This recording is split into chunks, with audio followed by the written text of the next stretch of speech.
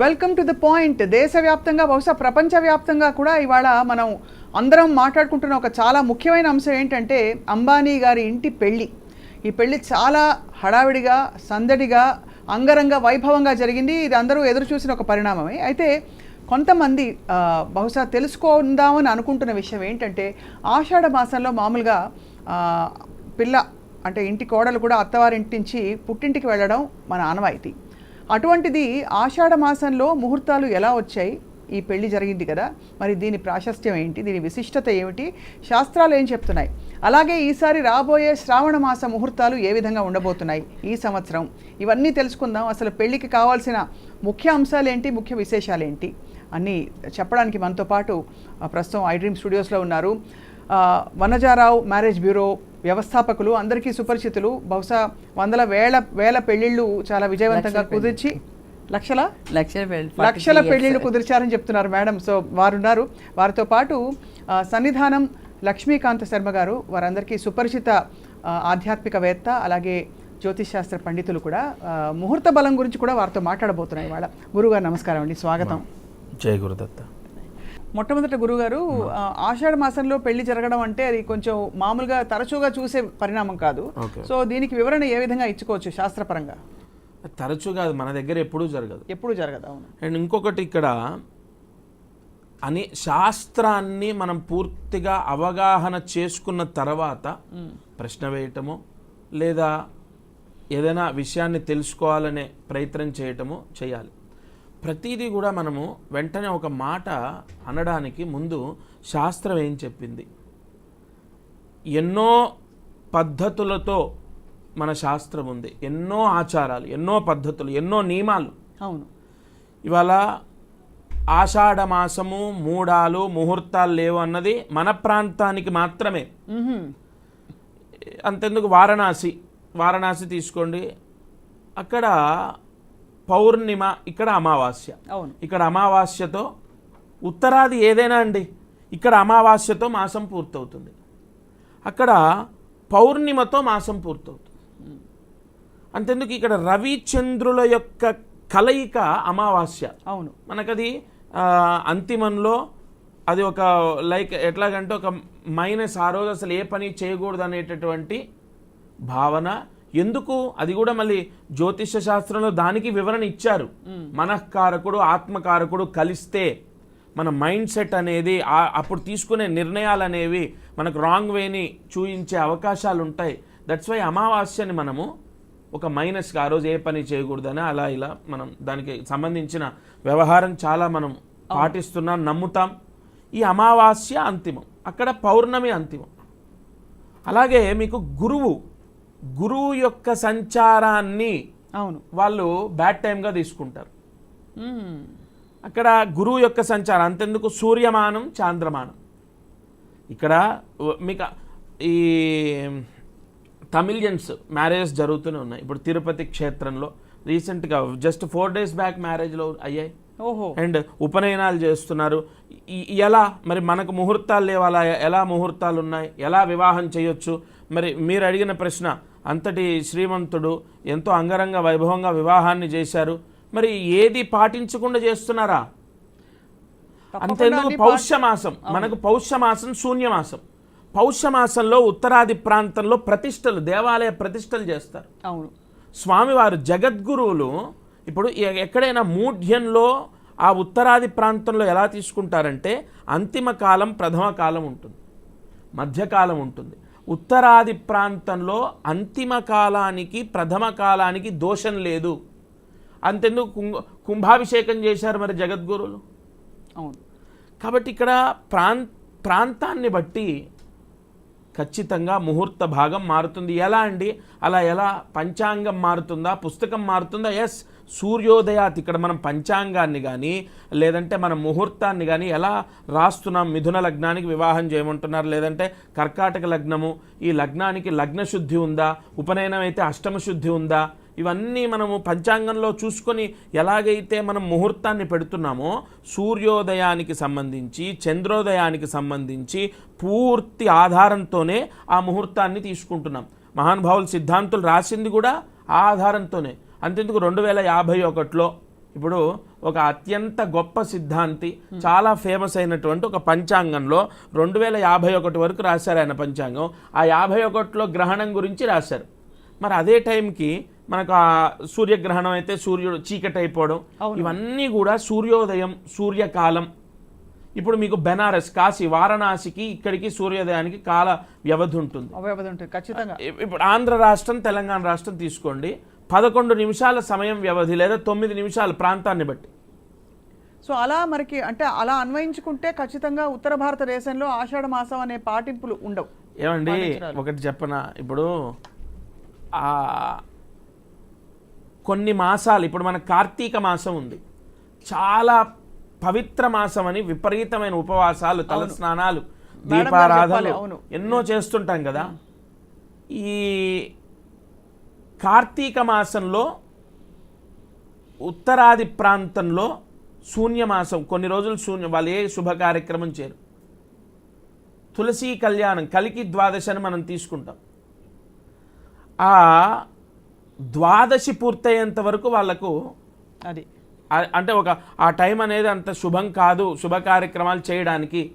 మరి కార్తీక మాసం పర్వదినం కదా. అవును. ప్రాంతాన్ని ఇప్పుడు పుట్టినవేం కాదు, పూర్వం నుంచి ఆ ప్రాంతాన్ని బట్టి నదులు.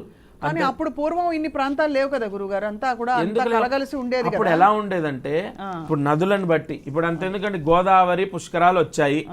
గోదావరి పుష్కరాలు వచ్చినప్పుడు ఆ ప్రాంత వాసులు ఆ సంవత్సరం మొత్తం వివాహాలు చేసుకోకుండా ఉన్నవాళ్ళు ఉన్నారు.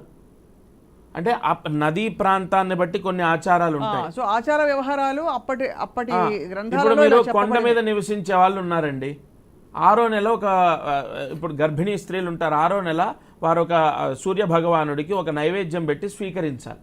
కొండ ప్రాంతం వాళ్ళు ఇలా చేయాలని. అవన్నీ కూడా ఏదో ఒక ఇన్సిడెంట్ని ఆధారంగా తీసుకొని పుట్టినవి, శాస్త్రాన్ని గ్రహస్థితిని అన్వయం చేసి రాసినటువంటివి ఇవన్నీ. చాలా చక్కగా మొదలుపెట్టి వివరించారు శర్మ గారు. వనజ గారు, మీరు బహుశా లక్షల పెళ్లిళ్ళు చేయించారు విజయవంతంగా. ఈ పెళ్లి చూస్తే ఏమనిపించింది? అంగరంగ 2 కళ్ళు చాలవన్నట్టుగా, అసలు ఒక తారలు దిగి రావడమే కాకుండా వాళ్ళందరూ మనస్ఫూర్తిగా వాళ్ళ ఇంటి పెళ్లి అన్నట్టు చాలా శుభకరంగా ఎంజాయ్ చేశారు. ఏమనిపించింది వనజ గారు? అంటే ఇప్పుడు పెళ్ళిళ్ళు బాగా మామూలు ఒకరోజు పెళ్లితో ఇప్పుడు 5 రోజులు 6 రోజులు రకరకాల ఈవెంట్స్, హడావిడి ఎక్కువ అయిపోయింది. సో మీకేమనిపించింది ఈ పెళ్లి చూసి? ఈ పెళ్ళి కరెక్టే, ఎందుకంటే వాళ్ళు అన్ని వేల కోట్లు పెట్టి వాళ్ళంతా అంగరంగ వైభవంగా చేస్తున్నప్పుడు అది డెఫినెట్గా మంచి ముహూర్తమే ఉంటుంది. అవునవును. వాళ్ళు ఉద్దంట పండితుల దగ్గరే వాళ్ళు ముహూర్తాలు పెట్టే ఉంటారు. దానివల్ల ఏంటంటే వాళ్ళు ఆషామాషిగా ఏదో తూతూ మంత్రంగా వాళ్ళు పెట్టేవాళ్ళు ఖచ్చితంగా చేయరు. వాళ్ళు జాగ్రత్తగా ఈ నార్త్ ఇండియాలో ఆషాఢం అనేది నడవదు. ఇప్పుడు తమిళనాడులో కూడా ఆడి మాసం అంటారు, అది కూడా ఏ శ్రావణంలోనో ఎప్పుడో వస్తుంది వాళ్ళకి, ఆషాఢంలో రాదు. అందువల్ల ఈ ఆషాఢం పట్టింపు ఉన్నవాళ్ళు తమిళనాడు ముహూర్తాలు పెట్టుకుని అక్కడ మ్యారేజ్ చేసేసి వస్తుంటారు నాకు తెలిసి ఇవన్నీ సర్కిల్. ఇప్పుడు ఇక్కడ ఆషాఢంలో పెళ్లి చేసుకోరు, లగ్నాలు పెట్టుకోరు అనేసి అనేది ఇప్పుడు కొద్దిగా రాను సమస్య పోతుంది అనేసి అనిపిస్తుంది. ఎలా అంటే మీరు కూడా బహుశా చూసుంటారు వచ్చినవి వచ్చాయి. అందువల్ల వాళ్ళు యుఎస్ నుంచి వస్తారు, వాళ్ళకు కొద్ది టైమే ఉంటుంది. అప్పుడు మళ్ళీ వాళ్ళు మంచి ముహూర్తాలు అప్పుడు రండి అంటే వాళ్ళకి అక్కడ ఇవ్వరు, సెలవు ఇవ్వరు, వాళ్ళు రాలేరు. వాళ్ళకు ఉన్న మళ్ళీ వాళ్ళకి ఏదైనా ప్రాజెక్ట్ వర్క్స్ పడితే వాళ్ళు స్టక్ అయిపోతారు. అలాంటప్పుడు ఏంటంటే ఆషాఢంలో ఏ కొండ మీదనో ఏ గుళ్ళల్లోనో, ఎందుకంటే బంగారు గడప దాటితే ఆక్షేపణ ఉండదు అనేసి పెద్దవాళ్ళు అంటుంటారు. నిజంగా ఆషాఢం అంటే దాన్ని శూన్యమాసం అంటారు, కత్తిరమాసం అంటారు, అదేదో అతకదు అనేసి అంటారు. అవన్నీ నిజమే. కానీ ఇప్పటి రోజుల్లో మాత్రం రాను సమసిపోతున్నాయి. కానీ నార్త్లో మాత్రం వాళ్ళు పెట్టిన ముహూర్తం కానీ ముహూర్త బలం కానీ చాలా బలమైన ముహూర్తం పెట్టారు కాబట్టి అంత గ్రాండ్గా మ్యారేజ్ జరుగుతుంది. అంతమంది పిలిచిన వాళ్ళందరూ కూడా మన నుంచి కూడా వచ్చిన వాళ్ళు కూడా అందరూ వచ్చి చాలా ఆశీర్వదిస్తున్నారు. అందువల్ల ఇదేంటంటే వీళ్ళు ఈ ఆషాఢంలో చేసుకున్నారే ఏమైపోతారో ఈ దంపతులు అనే క్వశ్చన్ కాదు, మంచి ముహూర్తంలో మంచి శుభకార్యం జరుగుతుంది అనేసి ఆలోచించాలి. ఇప్పుడు ఒరిస్సాలో ఉంది, ఇప్పుడు మనకు ఇది ఇది ఉంది చూడండి, రథచక్రాలు తిరుగుతాయి, పూరి జగన్నాథ్ ఉంది. అది అయిపోయిన నెక్స్ట్ డేనే వాళ్ళు పెళ్ళిళ్ళ ముహూర్తాలు మొదలు పెట్టేస్తారు. పూరి జగన్నాథం వచ్చి ఆషాఢంలో నడుస్తుంది, ఆషాఢం నుంచి పెళ్ళిళ్ళు మొదలవుతాయి. మనకు అమావాస్య నుంచి అమావాస్యకి నెల అవుతుంది, కరెక్టే. వాళ్ళకి పౌర్ణమి నుంచి పౌర్ణమికి నెల లెక్క పెడతారు. పౌర్ణమి నుంచి పౌర్ణమి పౌష్యమాసంలో అమ్మా, పౌష్యమాసంలో ప్రతిష్టలు చేస్తారు అక్కడ. అదేంటి నా కోడలు భువనేశ్వరి కాబట్టి నా కోడలు అదే నవరాత్రులు నడుస్తున్నాయి కదా, అప్పుడు ఏంటి అయిపోయిందంటే లేదా మా పౌర్ణమితో అయిపోయింది కదా అంటారు. మన అమావాస్యతో మనకు అయిపోయింది నవరాత్రులు, కానీ వాళ్ళకి అలా కాదు. అందువల్ల ఏ ప్రాంతంలో జరిగేటివి అచ్చట ముచ్చట అవన్నీ మనం సంతోషించాలి, అభినందించాలి. కానీ ఇది మాకు ఆషాఢం, ఇది మాకు శూన్యమాసం, మాకు కత్తిర మాసం, ఇది మీరు చేయకూడదు కదా అనే ప్రసక్తే ఉండదు. అయితే చాలా మందికి సందేహం ఉంది, వెసులుబాటు ఉందా అంటే అందరూ ఇలా చేసుకోవచ్చునా, జాతకాల పరంగా ఏమైనా పరిహారాలు ఉంటాయా వంటి చాలా ప్రశ్నలు వస్తాయి. అంటే మీరు అన్నట్టు నిజంగా అమెరికా నుంచో లేకపోతే వేరే దేశాల నుంచి వెళ్ళడానికి సమయం తక్కువ ఉంది కాబట్టి చూడడానికి ఉండదు. అలాంటి వెసులుబాట్లు ఏమైనా మిమ్మల్ని అడుగుతుంటారా? తప్పకుండా అడుగుతూ ఉంటారు. కొన్ని ప్రాంతాల్లో వెళ్ళి చేసుకుంటూ ఉంటారు మ్యారేజెస్. అందువల్ల ఎక్కువగా కూడా ఈ శ్రీనగర్ కాలనీ వెంకటేశ్వర స్వామి గుడిలో కానివ్వండి, తిరుపతి కొండ మీద కానివ్వండి, యాదగిరి గుట్టలో కానీ ఇలాంటివి ఎక్కువ చేస్తూ ఉంటారు. ఎందుకంటే అక్కడ చేస్తే ఏ దోషాలు అంటవు అనేసి కూడా ఆ నమ్మకం అనేది ఉంది కాబట్టి. ఇప్పుడు ప్రతిదీ స్పీడ్ యుగం అయిపోయింది. ఈ స్పీడ్ యుగంలో ఫాస్ట్గా ఏదో మనకు మళ్ళీ వచ్చిన వాళ్ళు అంత దూరం నుంచి రాలేరు కదా అనేసి కూడా అంటుంటారు. పాత రోజుల్లో మాఘమాసంలో ప్రసిద్ధి పెళ్ళిళ్ళకు అంటారు. ఎందుకని అప్పుడు మంచి పంటలు పండుతాయి, వాళ్ళకు మంచి కాయగూరలు ఉంటాయి, మంచి పాలు ఉంటుంది, బాగుంటుంది, అన్నీ బాగుంటుంది. కాబట్టి వాటితో పాటు ఉత్తరాయణ పుణ్యకాలం అక్కడ మనకు. మీకు అక్కడ రవి సంక్రమణం జరిగిన తర్వాత శుభగ్రహాల యొక్క యోగం ఎక్కువ ఉంటుందమ్మా. ఇటు అమ్మగారు చెప్పినట్టు ఆర్థికంగా వారు పరిపుష్టిగా ఉంటారు, అండ్ దానికి పంట పొలాలు బాగా వస్తాయి కాబట్టి ఇంకా అనుకున్న దానికంటే కూడా గ్రాండ్ గా మ్యారేజ్ చేయడానికి వాళ్ళకి అవకాశం ఉంటుంది, ఆనందంగా ఉంటుంది. బంధువర్గాలు కూడా వాళ్ళకి సెలవులు ఎక్కువ ఉంటాయి కాబట్టి వాళ్ళు కూడా ఎంజాయ్ చేయడానికి అవకాశం ఉంటుంది. ఇంకా రాను ఈ ఆషాఢం అనేటప్పటికీ అకాల వర్షాలు అనేసి రావడం, ఈగలు దోమలు, ఎందుకంటే మామిడి పళ్ళ సీజన్ అయిపోతుంది కాబట్టి ఇవన్నీ రావడం, అనేక రోగాలు చుట్టుముట్టుకోవడం, ఇలాంటివన్నీ ఒక డిస్టర్బెన్స్, గజిబిజి గందరగోళంగా ఉంటుంది. అందువల్ల ఇలాంటివి కూడా కొంతమంది ఇలాంటి పెళ్ళిళ్ళకి వచ్చి మాఘమాసమే బెటర్ అంటారే కానీ మిగతా మాసాలకి వెళ్ళరు. రైట్. రాబోయే శ్రావణ మాసం కూడా చాలా పవిత్రమైన మాసం అన్ని విధాలా కూడా. అంటే అందరూ వరలక్ష్మి వ్రతం చేసుకునే శుక్రవారాలు అమ్మవారిని కొలుచుకుంటారు. సో గురుగారు, ఈ రాబోయే శ్రావణ మాసం ఎలా ఉంది? ఈసారి పెళ్ళిళ్ళ సీజన్ ఇప్పటి నుంచి మొదలవుతుంది బహుశా. ఈ వివాహం అంటే ముందు ఒక చిన్న మాట చెప్పి నేను అది ప్రారంభిస్తాను. ఇప్పుడు వారు ముఖేష్ అంబానీ గారి వంశము తీసుకున్న నిర్ణయం వారి సొంత నిర్ణయం ఏం కాదు. ఇప్పుడు వీరు చెప్పినట్టు అక్కడ బార్హస్పత్యమాన ప్రకారం సూర్యమానం, చంద్రమానం, బార్హస్పత్యమానం ఇవన్నీ ఉంటాయి. అండ్ మనం చెప్పినట్టు సూర్య చంద్రుల యొక్క మీరు ప్రాంతాన్ని, మీరు ఇక్కడి నుంచి అమెరికాకి వెళ్తే టైం 12 అవర్స్, 9.5 అవర్స్, 10 అవర్స్ ఎలా డిఫరెంట్ అయితే ఉంటుందో మీకు తిథులు కానీ లగ్న కాలం కానీ ఇవన్నీ కూడా మనకు ప్రాంతాన్ని బట్టి మారుతుంటాయి. అలాగే ఒక్క మాట చెప్పేది ఏంటంటే వాళ్ళ కుటుంబానికి వారు చేసినటువంటి ఈ వివాహము ఎంతోమంది ఆశీస్సులతో వారు భార్యాభర్తలు, ముఖ్యంగా వారి అబ్బాయి ఆరోగ్యంతో ఉండాలి, వారి అన్యోన్య దాంపత్యంతో ఉండాలి, అది మనస్ఫూర్తిగా కోరుతున్నాను. అండ్ దీనికి ఒక క్లారిటీ ఏంటంటే వారు బార్హస్పత్యమాన ప్రకారం వాళ్ళ పండితులు ఎవరైతే ఆ ప్రాంతానికి సంబంధించి ఏదైతే ఆ సిద్ధాంత భాగం ఉందో అంతెందుకండి ముహూర్త గణపతి, ముహూర్త దర్పణం, ఎన్నో పుస్తకాలు, గ్రంథాలు మనకు అనేక గొప్ప విషయాలని వర్ణించాయి. ముందు అసలు వాటి పేర్లు కూడా మనకు తెలియదు. ఇప్పుడు మీరు అనే కామెంట్ చేసే వాళ్ళకు. దట్స్ వై తప్పకుండా ఆ కుటుంబం సంతోషంగా ఉండాలి, ఆ దంపతులు చల్లగా వర్ధిల్లాలి, ఆ ముహూర్తంలో దోషం లేదు. అండ్ ఇక ఎంతోమంది ఇక్కడ ఆత్మతృప్తి అయింది, వారి ఆతిథ్యాన్ని స్వీకరించారు, అందరి ఆశీస్సులు ఉంటాయి. మనం కూడా ఈ రకంగా ఆశీర్వదిస్తున్నాం. ఇక శ్రావణ మాసానికి వెళ్తే శ్రావణ మాసంలో ముహూర్తాలు ఉన్నాయమ్మా, కానీ ప్రతి సంవత్సరం లాగా కాకుండా అంటే ఎలా అంటే 75%, 70% పెట్టుడు ముహూర్తాలు, ఇక బ్రహ్మాండమైన ముహూర్తాలు 50%, 55% ఉన్నాయి. ఏది రేపు ఆగస్టులో. బ్రహ్మాండమైన 40% ఉన్నాయి అదే అంటున్నారు. ఎందుకంటే మనకు లాస్ట్ టైం గత సంవత్సరం వాటితో నెలంతా నిండా ఉండేవి. అవును, ఇప్పుడు పెట్టుడు ముహూర్తాలతో కలిపి నేను చెప్పింది. అవును, మనకి ఇక ఫుల్ ఫ్లెడ్జ్డ్గా అంటే అక్టోబర్ ఎండింగ్, నవంబర్, డిసెంబర్ విపరీతంగా ఉన్నాయి చాలా. ఎందుకంటే అక్కడ ఎక్కడ చూడండి ముహూర్తాలు ఉన్నాయంటే ఏదో మా వెసులుబాటో, పౌరోహితుల వెసులుబాటో, లేదా వీరి వెసులుబాటో, కళ్యాణ మండపాల వెసులుబాటో కాదండి.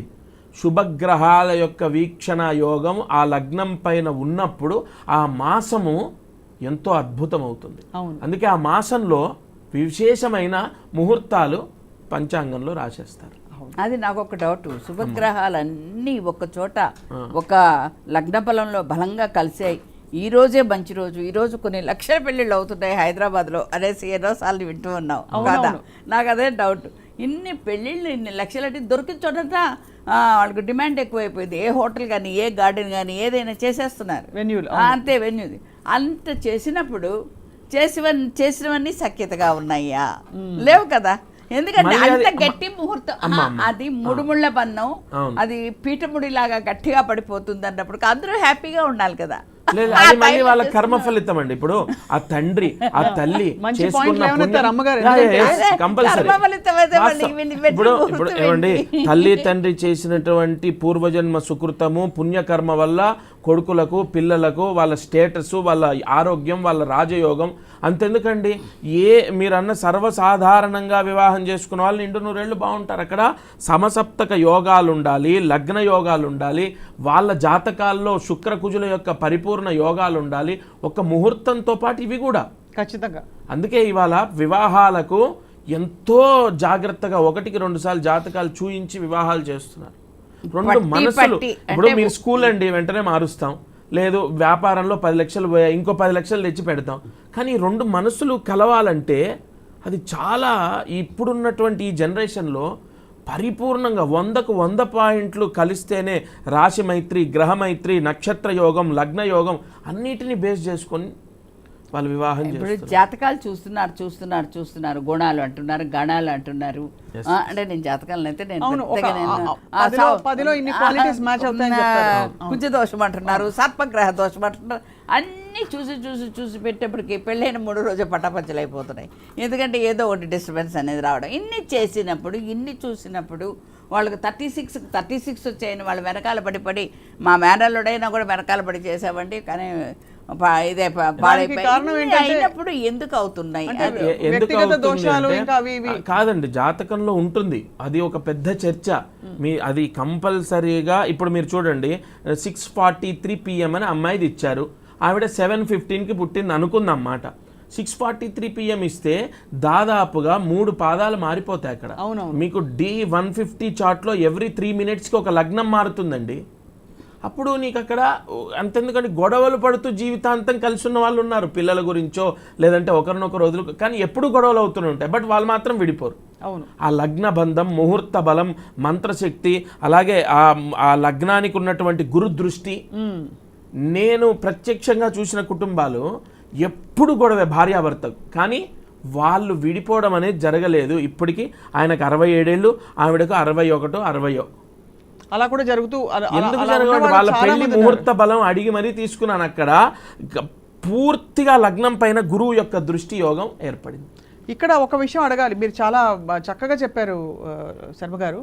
అయితే వనజ గారు, మీరు చూస్తున్న ఎక్స్పీరియన్స్, మీ అనుభవంలో ఇప్పుడు ఏ కారణాల వల్ల అండి? ఎందుకంటే ఇక్కడ ముహూర్త బలం అన్నీ చూసామనే విషయంతో పాటు ఎంత అంగరంగ వైభవంగా చేయాలి పెళ్ళని తల్లిదండ్రులు అప్పో సొప్పో చేసి ఉన్నదంతా కొదవ పెట్టేసి, లేదు ఉన్నదంతా తాకట్టు పెట్టి మరి పిల్లల పెళ్లి చేస్తారు. చదువుకు పెట్టే ఖర్చు కంటే కూడా ఆడపిల్ల పెళ్లికి తీసిపెట్టే డబ్బు భారీ సెట్టింగ్స్తో. సో ఏం కోరుకుంటున్నారు ఇప్పుడు? అంటే మామూలుగా ఎంత ఖర్చు అవుతుందండి సుమారుగా ఇప్పుడు హైదరాబాద్? ఎందుకంటే ఇక్కడ 2 దేశాల జీడిపికి అంటే వారికి తాహత్తు ఉంది, వారికి స్తోమత ఉంది. కాబట్టి అంబానీ గారి ఇంట అంత పెళ్లి జరుగుతుందని అందరూ ఎదురు చూశారు. చాలా ఘనంగా, వైభవంగా, అద్భుతంగా జరిగింది. కానీ మధ్యతరగతి కుటుంబాల్లో కూడా ఇప్పుడు ఇది ఎక్కువైపోయింది దీనికి. కానీ వీళ్ళు కూడా అమ్మాయిలు కానివ్వండి, అబ్బాయిలు కానివ్వండి, వాళ్ళు కూడా తల్లిదండ్రులతో ఫైట్ చేస్తున్నారు. మా ముందరే కూడా అంటుంటారు, అక్కకేమో అంత గ్రాండ్గా మ్యారేజ్ చేసావు, స్టార్ హోటల్లో పెట్టి, నాకేమో ఏదో చిన్న గార్డెన్ బుక్ చేస్తావా అనేసి అక్కడే ఫైట్ చేస్తున్నారు.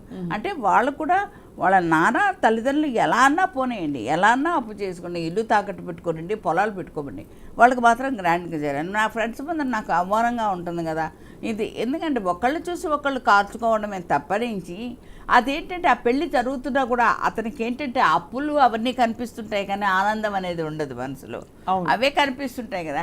అది కూడా పిల్లలు అర్థం చేసుకోవాలి.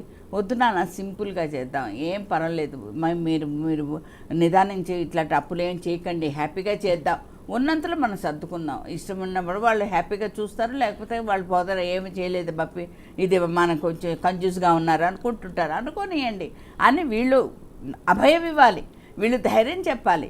అంతేగాని మాకు ఇంకా బాగా చేయాలి, వాళ్ళు చేయాలి, నా ఫ్రెండ్స్ అంతా అక్కడి నుంచి వస్తారు ఇక్కడి నుంచి వస్తారు అని చెప్పేటప్పటికి తల్లిదండ్రులు కూడా బెంబేలు పడిపోతుంటారు.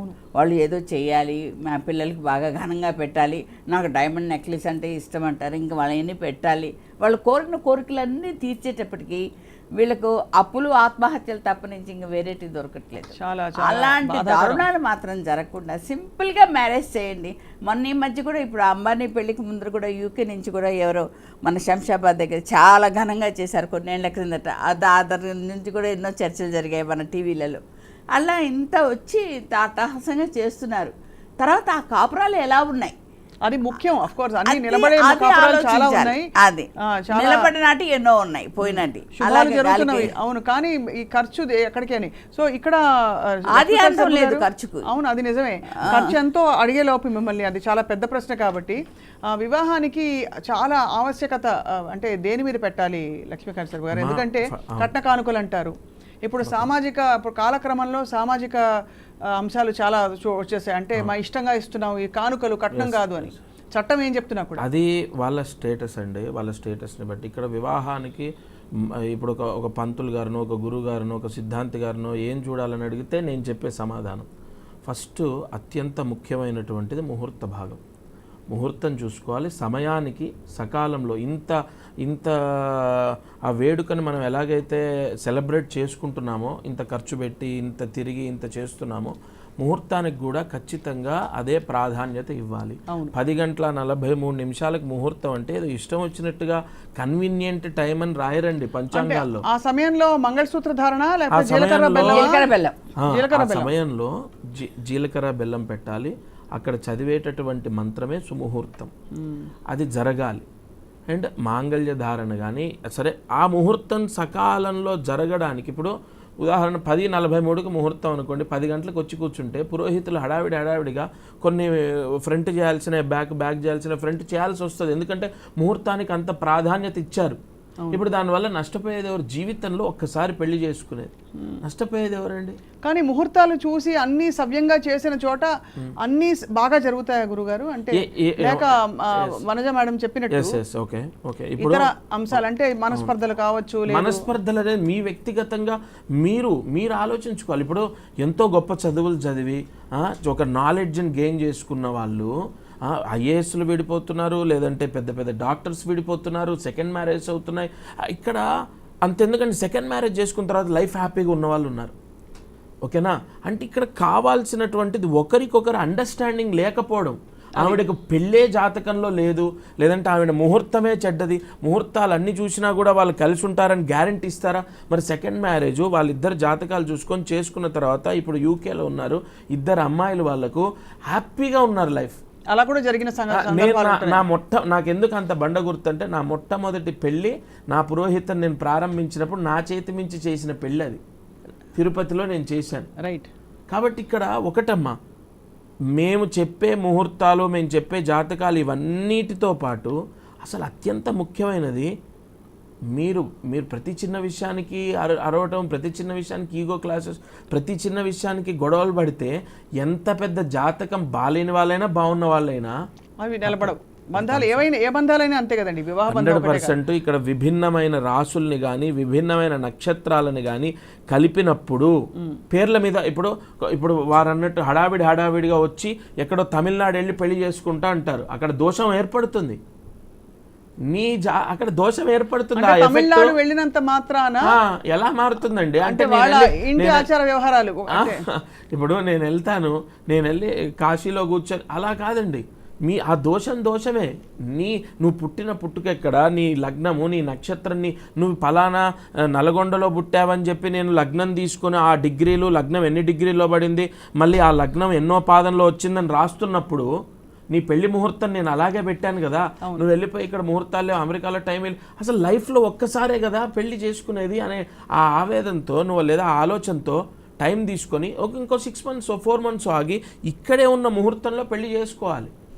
చూడమ్మా, అన్ని గుణాలు, గణాలు, టైంలు అన్నీ చూసుకొని పర్ఫెక్ట్గా పెట్టినా కూడా అవి సక్సెస్ కాలేదని నా ఉద్దేశం. ఎందుకంటే ఇప్పుడు Apollo hospital doctors, rainbow hospital doctors వీళ్ళంతా వస్తుంటారు, లేడీ డాక్టర్స్. నేను time of birth, place of birth కూడా రాసుకోండి అంటే వాళ్ళు అంటూ ఉంటారు, మేము లేబర్ వాళ్ళే ఎంత కష్టపడుతున్నాం మాకేం తెలుసు, మీకేం తెలుసండి. ఆ బిడ్డను తలకిందులేసి ఏడ్చేంత వరకు మేము నీళ్లు జల్లేసేసి ఆ బిడ్డను అంతా టచ్ చేస్తుంటాం, ఎక్కడ ఏడుపు వినపడాలి కాబట్టి. ఆ బిడ్డ ఏడ్చేంత వరకు అప్పుడు మేము క్లీన్ చేసి తీసుకొని వస్తుంటాం. మీరు డేట్స్ అన్నీ రాస్తుంటారు. గడియ మారితే జాతకం మారినట్టే కదా. పాత రోజుల్లో వచ్చి శిరసోదయం అనేసి రాణిగారు డెలివరీ అవుతున్నా కూడా కట్టిన పక్కన సిద్ధాంతులు ఉండేవాళ్ళు. వాళ్ళు ఒక శిరస్సు రాగానే పుట్టేది ఆడ మగ, పుట్టేది దేశానికి మంచిదా లేకపోతే అరిష్టమా అనేసి చెప్పేటప్పటికి వాళ్ళు ఆ బిడ్డను ఉంచుతారో పోగొడతారో అది వేరే సంగతి అండి. ఈ జాతకాలు మాత్రం ఎన్ని ఇట్లా వచ్చేస్తాయి. ఇప్పుడు అలా కాదు కదా, టైం చూసి డేట్ చూసి ఆపరేషన్లు చేసి తీసేస్తున్నారు బిడ్డల్ని. ఇప్పుడు దానిలో జాతకాలు ఎలా తెలుస్తుంది? ఎలా తెలుస్తుందంటే గురువు మకర రాశిలో ఉన్నాడండి, సంవత్సరం మొత్తం ఉన్నాడు. ఆ మకర రాశిలో గురువు నీచ. ఇప్పుడు మీరు ఎంత టైం చూసి ఎంత ఇచ్చినా కూడా ఆ గురువు మకర రాశిలోంచి కదలడు సంవత్సరం వరకు. డెలివరీ ఆగుతుందండి 1 year వరకు, కానీ ఆ సంవత్సరంలో పుట్టిన చాలా మంది పిల్లలకు విద్యా దోషం ఏర్పడుతుంది.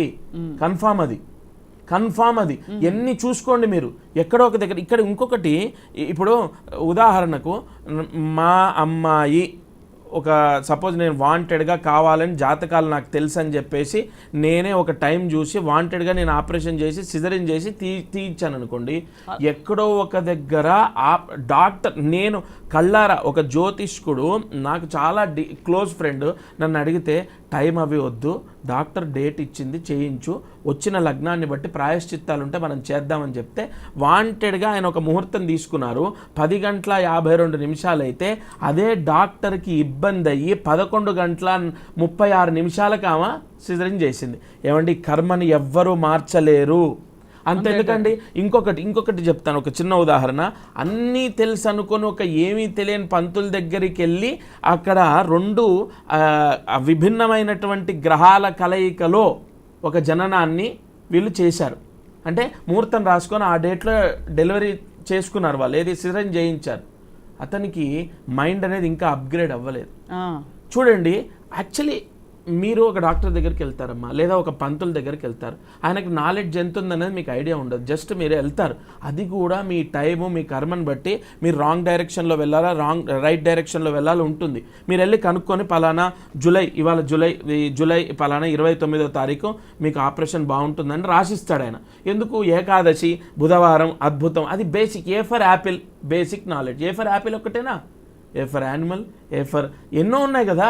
అప్పుడు బేసిక్గా ఏకాదశి, బుధవారం, బ్రహ్మాండం అని అంటారు. కానీ అక్కడ నక్షత్ర దోషమో, నక్షత్రాధిపతి దుస్థానంలో ఉండడమో, లగ్నము అక్కడ 2 పాపగ్రహాల మధ్యలో లగ్నం ఉండి పాపార్గలం పడడమో, ఇది మళ్ళీ కర్మ.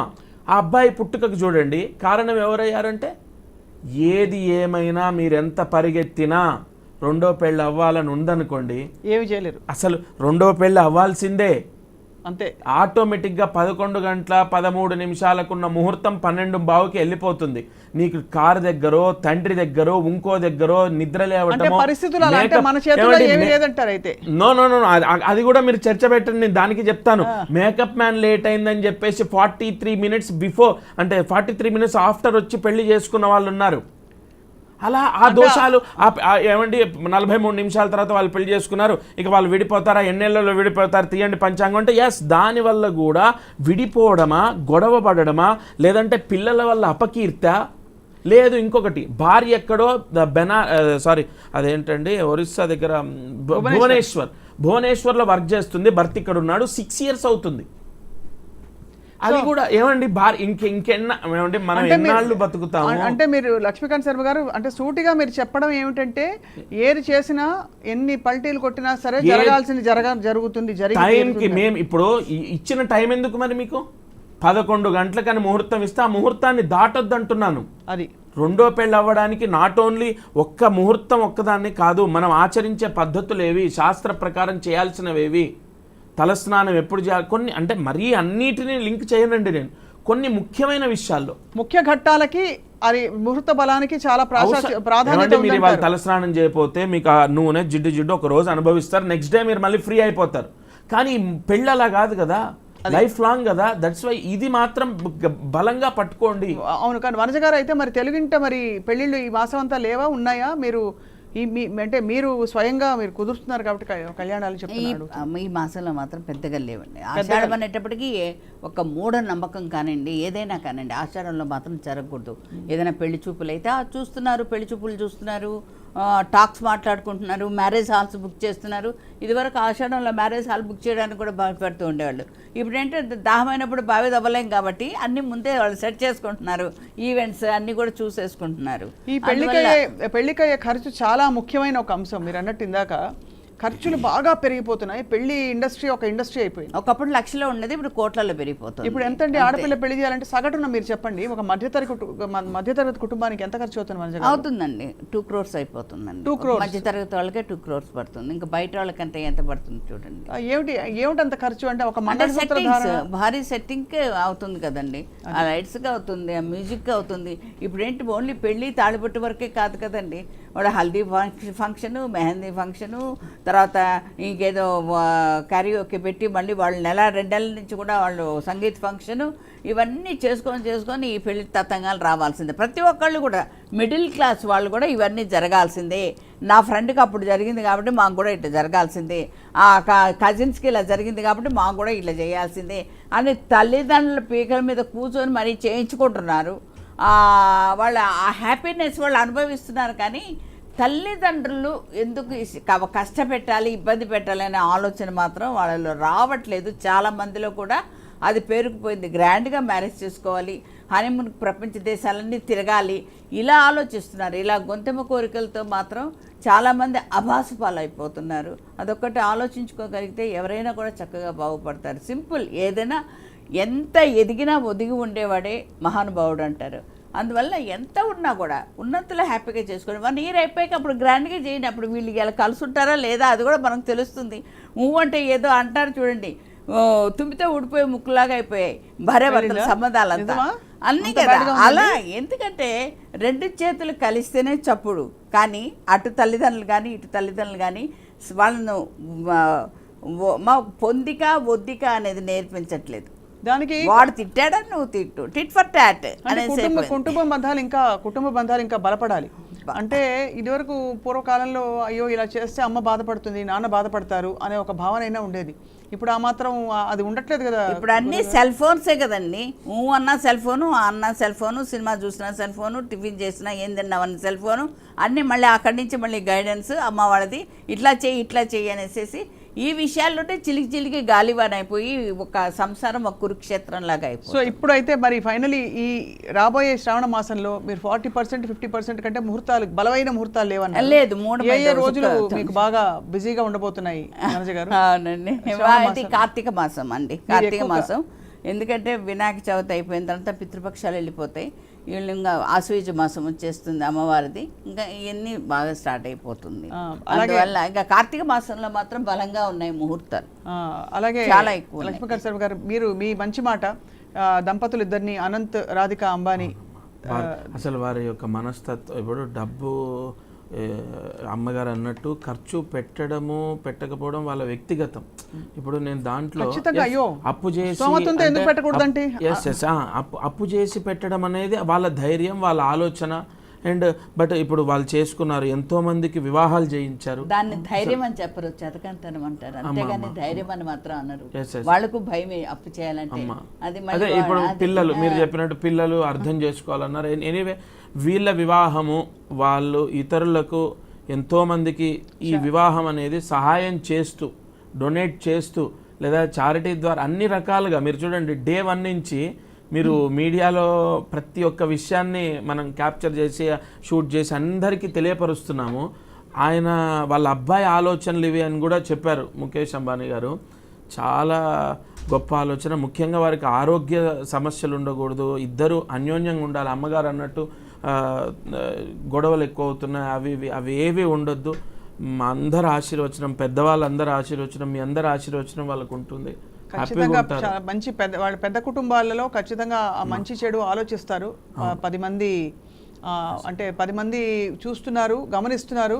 మనం ఒక స్ఫూర్తిదాయకంగా ఉండాలి మన నడవడిక అని ఒక భావన అయితే ఉంటుంది. అమ్మాయి అబ్బాయి వాళ్ళు చదువుకున్న వాళ్ళు కాబట్టి వాళ్ళ ఫ్యామిలీ వాళ్ళు ఎలా వాళ్ళ సంసారం ఎలా దిద్దుకోవాలని వాళ్ళకు ఉంటుంది. అంటే సంసారం అన్నప్పటికీ ఇప్పుడు కాపురం అన్నప్పటికీ కన్నీళ్ళు ఉంటాయి, కష్టాలు ఉంటాయి, ఒడిదుడుకులు ఉంటాయి, కలహాలు ఉంటాయి, అన్నీ ఉంటాయి. అన్నీ కలబోసినప్పుడే కదా ఉగాది పచ్చళ్ళలాగా అప్పుడు అన్ని రకాలు ఉంటాయి. అంతేగాని 24 గంటలు డ్యూయెట్లు పాడుకోవడం కాదు కదా కాపురం. కానీ ముచ్చటేసిన విషయం ఏంటంటే స్వయంగా ముఖేష్ అంబానీ గారు కొన్ని చిన్న ఘట్టాలు జరిగాయి అంతకు ముందు కూడా ఆయన దగ్గరుండి వండించారు.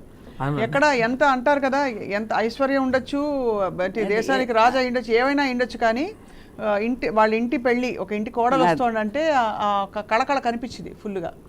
సో ఆ విధంగా అయితే మరి రాబోయే ఫైనలీ లక్ష్మీకాంత్ శర్మ గారు తమరి మంచి మాటలు. రాబోయే శ్రావణ మాసం కోసం ఎవరైనా పెళ్ళిళ్ళు ప్లాన్ చేసుకుంటే ఒక 2 సూచనలు మీ నోట. అలాగే వనజ గారు మీరు కూడా. మ్యామ్, వివాహం అనేది ఒక శుభం, అత్యంత శుభ కార్యక్రమాల్లో వివాహం ఒకటి. అండ్ గృహస్థాశ్రమాన్ని స్వీకరణకు అదొక పెద్ద నాంది. కాబట్టి శ్రావణ మాసంలో వివాహం చేసుకునే వాళ్ళు ముఖ్యంగా ఈ ముహూర్తాన్ని అనుసరించుకొని, ముహూర్తాన్ని దృష్టిలో పెట్టుకొని వేద పండితులు, పెద్దలు, తల్లిదండ్రులు చెప్పినటువంటి యొక్క ఆదేశాలను ఆచరిస్తూ వారు వివాహం చేసుకోవాలి, సంతోషంగా ఉండాలి. అలాగే వనజ గారు మీరు కూడా మీ మంచి మాట. అగ్ని సాక్షిగా అగ్నిహోత్రం చుట్టూ వాళ్ళు మేము ఎప్పటికీ విడిపోము, ఎప్పటికీ ఏ కలహం వచ్చినా, ఏదొచ్చినా, ఏ చికాకులు వచ్చినా మేమిద్దరం కలిసే ఉంటాము, మా బంధం ఎప్పుడు గట్టిగానే ఉంటుంది అనేసి అగ్నిహోత్రుని చుట్టూ తిరుగుతూ వాళ్ళు ఎన్నో ప్రామిసులు చేస్తారు. ఆ ప్రామిసులు అనేది అక్కడి వరకే వదిలిపెట్టకుండా కలకాలం జీవితాంతం గుర్తుంచుకుంటే భార్యాభర్తలు హ్యాపీగా ఉంటారు. అది రాబోయే శ్రావణ మాస దంపతులకి మీరు ఇస్తున్న సూచన, సలహా. అదే శ్రావణ మాసం అండి, వధూవరులు ఎప్పుడు జంటగానే ఉండాలి, కలిసిమెలిసి ఉండాలి, నాగబంధం లాగా ఏర్పడిపోవాలి. మంచి మాట చెప్పారు వనజారావు గారు, ధన్యవాదాలు మీకు. అలాగే సన్నిధానం లక్ష్మీకాంత్ శర్మ గారు మీకు కూడా ధన్యవాదాలండి. నమస్కారం. And thank you all for watching.